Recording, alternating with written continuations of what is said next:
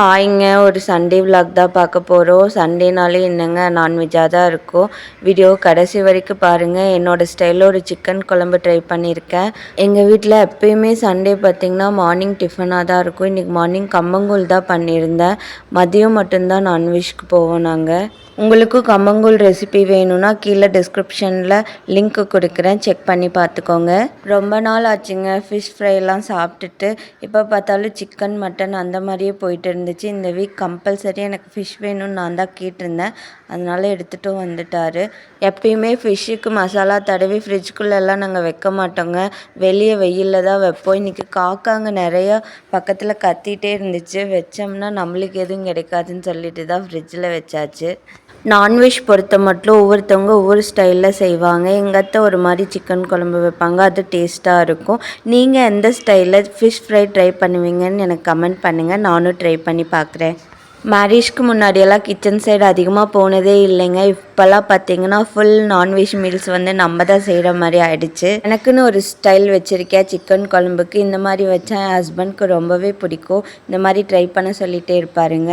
ஒரு கடாயில் 1 table spoon oil விட்டுக்கணுங்க. 4 டேபிள் ஸ்பூன் வர கொத்தமல்லி, 1 டேபிள் ஸ்பூன் சீரகம், 1 டேபிள் ஸ்பூன் சோம்பு, 1/2 டேபிள் ஸ்பூன் மிளகு, 1 டேபிள் ஸ்பூன் கடலைப்பருப்பு, 1 டேபிள் ஸ்பூன் அரிசி போட்டு நல்லா வதக்கி விடணுங்க. நெக்ஸ்ட்டு கரம் மசாலாஸ், பட்டை, 2 கிராம்பு, ஒரு அன்னாச்சி மொக்கு, கொஞ்சம் கல்பாசி எல்லாத்தையும் அது கூடயே சேர்த்து நல்லா வதக்கி விட்டுக்கணுங்க. நல்லா முருகலாக வறுத்து வரணும்.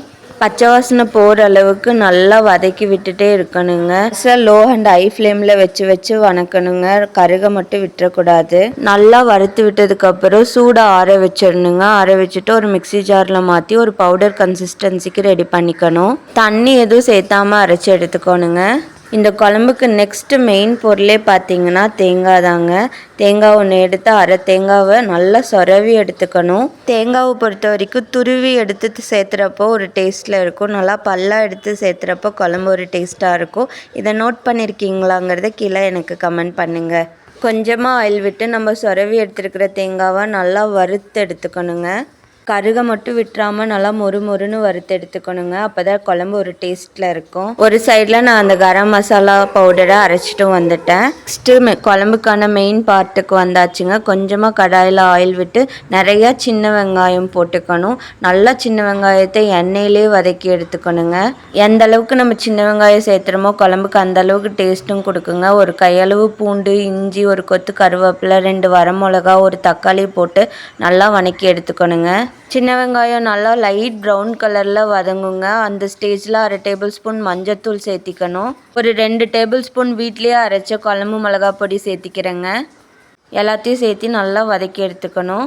ஒரு சைடில் நம்ம அந்த கரம் மசாலா பவுடர் ரெடி பண்ணி வச்சுருந்தோம் இல்லைங்க, அதையும் இதுக்குள்ளே சேர்த்து நல்லா வதக்கி எடுத்துக்கணுங்க. பச்சை வாசனை போகிற அளவுக்கு நல்லா வதக்கி விட்டுறணுங்க. ஒரு சைடு நம்ம எண்ணெயில் வறுத்து வச்சுருப்போம்ல தேங்காயை, அதையும் இது கூட சேர்த்து விட்டு வதக்கி விட்டுறணுங்க. என் பாப்பாவுக்கு ரொம்ப பசியாயிடுச்சுங்க, அதான் அவசரமாக இந்த சைடு பார்த்திங்கன்னா அரிசி வச்சு விட்டுட்டேன். வறுத்து அரைச்சி வச்சுருக்கிற எல்லா மசாலாஸையும் ஒரு பேஸ்ட்டாக அரைச்சி எடுத்துக்கணுங்க.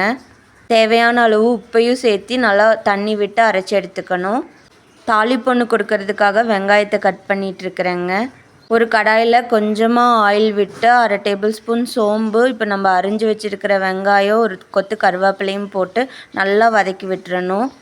ஃபைனல் ஸ்டெப்புக்கு வந்துட்டேங்க. இந்த மாதிரி பொறுமையாக செஞ்சால் தான் அந்த குழம்பு அவ்வளோ டேஸ்ட்டாக இருக்கும். எந்த பக்குவத்தில் சேர்த்துறோமோ அந்த அளவுக்கு தாங்க நம்மளுக்கு அந்த டேஸ்ட்டை கொடுக்கும். நீங்கள் நோட் பண்ணியிருக்கீங்களான்னு தெரியலை, பச்சை மிளகா போடுற அந்த ஃபுட்டுங்களுக்கு பச்சை மிளகா போட்டால் தான் அது ஒரு டேஸ்ட்டாக இருக்கும். வர மிளகா கொடுத்து தாளிப்பு கொடுக்குற பொருள்களுக்கு அது கொடுத்தா தான் டேஸ்ட்டு கொடுக்கும். கடாயில் அரைச்சி வச்ச பேஸ்ட்டை ஊற்றி நல்லா வதக்கி விட்டுறணுங்க. நல்லா வதங்கினதுக்கப்புறம் நம்ம சிக்கனை கழுவி வச்சுருக்கோம். உப்பு மஞ்சத்தூள் போட்டு நல்லா வாஷ் பண்ணி வச்சுருக்கோம், அதையும் சேர்த்து நல்லா வதக்கி விட்டுறணும். தண்ணி பொரிக்கு சேர்த்த வேணாங்க, அது சிக்கனே நம்மளுக்கு தண்ணி விடும். இந்த குழம்பு இட்லி, தோசை, சப்பாத்தி, ரைஸு எல்லாத்துக்குமே டேஸ்ட்டாக இருக்குங்க வச்சு சாப்பிடையில. நீங்களும் கண்டிப்பாக ட்ரை பண்ணி பாருங்கள். இந்த மெத்தட்லேயே நல்லாவும் இருக்கும். உங்கள் வீட்டில் இருக்க குட்டீஸ், பெரியவங்க எல்லோரும் விரும்பியும் சாப்பிடுவாங்க. கடைசியாக சிக்கன் தூள் 2 ஸ்பூன் போட்டிருக்கேங்க டேஸ்ட்டுக்காக. கலந்து விட்டுட்டு நல்லா கொதி வந்ததுக்கப்புறம் ஆஃப் செஞ்சுருங்க. கொஞ்சம் டிலேவும் ஆயிடுச்சுங்க. ஒரு சைடு பார்த்திங்கன்னா விசிலும் வந்துருச்சு.